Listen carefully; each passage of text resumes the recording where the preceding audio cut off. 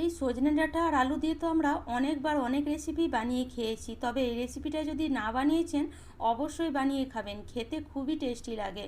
তো প্রথমে এখানে ছোলার ডাল কিছুটা পরিমাণে ভিজিয়ে রেখে দিলাম। মোটামুটি 1-1.5 ঘন্টা ভিজিয়ে দিলে ডালটা ভালো করে ভিজে যাবে। এবার সজনে ডাঁটাগুলোকে আপনারা চাইলে এইভাবে ছুরি দিয়ে কেটে নিতে পারেন বা চাইলে বটি দিয়েও কেটে নিতে পারেন, তবে ভালো করে এইভাবে ছুলে নেবেন, তবে কিন্তু টেস্ট পাবেন।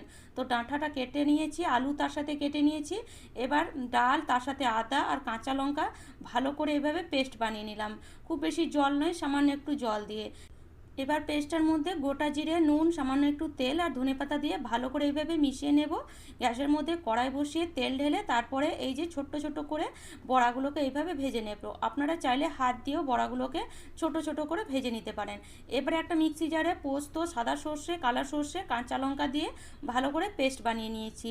আর এদিকে বড়াগুলো এইভাবে যখন এক সাইডটা ভাজা হয়ে যাবে, উল্টে পাল্টে একদম লাল করে ভালো করে বড়াগুলোকে ক্রিস্পি করে ভেজে নেব। ঠিক এরকম এরকম যখন বড়াগুলো ভাজা হয়ে যাবে তখন তেল থেকে আলাদা করে বড়াগুলোকে তুলে নেব। আর এই তেলের মধ্যেই দিয়ে দেব কেটে রাখা আলু। আলুর সাথে দিয়ে দেব নুন আর হলুদ, আর আলুটাকেও ভালো করে ভেজে নেব। ঢাকা দিয়ে দেব 2 থেকে 3 মিনিট। এরকম যখন আলুটা ওপর থেকে একটু কালার হয়ে যাবে তখন তুলে নিয়ে কালো জিরে আর পেঁয়াজ দিয়ে ভালো করে পেঁয়াজটাকে কিছুক্ষণ ভেজে আদা রসুন বাটা, লঙ্কা গুঁড়ো, হলুদ গুঁড়ো, জিরে গুঁড়ো দিয়ে মশলাটা কিছুক্ষণ এভাবে নেড়ে চেড়ে এবার দিয়ে দেবো একটা ছোটো সাইজের টমেটো। জল দিয়ে ভালো করে এবার মশলাটা 3 থেকে 4 মিনিট কষিয়ে নেব। এরকম মশলাটা কষা হয়ে গেলে দিয়ে দেবো যে মশলাটা বেটে রেখেছিলাম সেই মশলাটা, আবার ঢাকা দিয়ে দেবো মশলাটা ভালো করে কষানোর জন্য 3 থেকে 4 মিনিট। মশলাটা এইভাবে কষানো হয়ে গেলে দিয়ে দেবো ওপর থেকে ডাঁটা, ভালো করে মিশিয়ে নিয়ে 1 থেকে 2 মিনিট আবার ঢাকা দিয়ে দেবো। এবার দিয়ে দেবো ওপর থেকে আলু আর বড়িগুলো, মানে যে বড়াগুলো ভেজেছিলাম সেগুলো।